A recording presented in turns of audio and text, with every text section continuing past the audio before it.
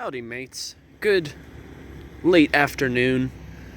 Today is Wednesday, January 20th, 2021, and today was the famed day of our new president, Joe Biden's inauguration.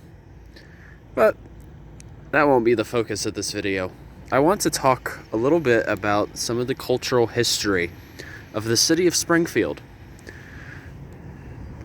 So without further ado, I will soon be ready to get into it. Alright, so here is a dedication to the first city. Well, this bell was from the first city hall back in 1848. As you can see, it was built by the Buckeye Bell Foundry. So this little park right here is also called the Esplanade and the Fountain City Park, or Fountain Square Park, excuse me. But here is a statue that actually dedicates to a well-known figure who contributed to the formation of Springfield. He goes by the name of Oliver S. Kelly, and he was technically one of the main developers for the city of Springfield. He was a well-known businessman, and actually for a time he was the mayor.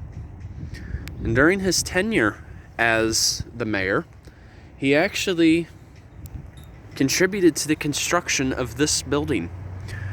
I mean, this is now known as the Heritage Center of Springfield, but this was the City Hall back in the day. And yeah, this is a common building that stands out in the city of Springfield. It's one of the main attractions, and it actually houses the Heritage Museum, which I will soon take a chance to visit, hopefully. But Oliver S. Kelly, it tells a bit further about him, and I know you guys probably can't read it that well, so you guys can pause the video and take the time to read. But it mentions here that he actually helped with the California Gold Rush. He was a carpenter, so he actually built houses for the miners. But not only that, when he returned to the Springfield area, he worked with one William Whiteley and a Jerome Fassler to build an agricultural machine called the Champion Reaper. And suddenly, that is how Springfield gets its nickname, which is known as the Champion City. So it's quite neat, to be honest. You know, the names have to come from somewhere. But Oliver S. Kelly was one of the most important figures. And I may actually share an article regarding him in his biography. So that's a neat thing that I like to do with my page. Not only do I share about the natural history of a particular region, but I also like to talk about the cultural history too. And here is a Ohio historical marker, which just talks about the city building. And essentially this area once served as like a marketplace right here. So they used to have all kinds of markets taking place. And actually, when the warmer months are present, of course, they do their farmers markets over here.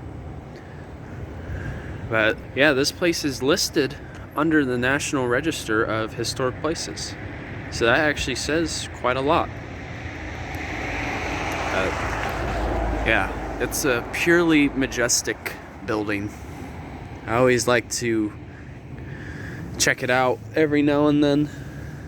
But yeah, so right over here actually is Cohatch, and this is another popular little market that I like to go to every now and then. So you have to admit, Springfield has quite a bit of history that's in the area, you know. And actually, as a matter of fact, really, because of the watersheds that's in the area, that's kind of how Springfield gets its name. Because basically, underneath the ground, the city is literally on top of a watershed. So that's how the city gets its name, Springfield. And rest assured, it was not named after The Simpsons. And I have not really found The Simpsons yet. I guess it's only a matter of time. They might be here somewhere, but still haven't seen them, even after being here for a little over a year and a half. So, alright. Just thought I would share that with you guys. Hope you learned something out of the video, a bit of the history of Springfield. And once again, Journey on a Journey is out. Take care, folks.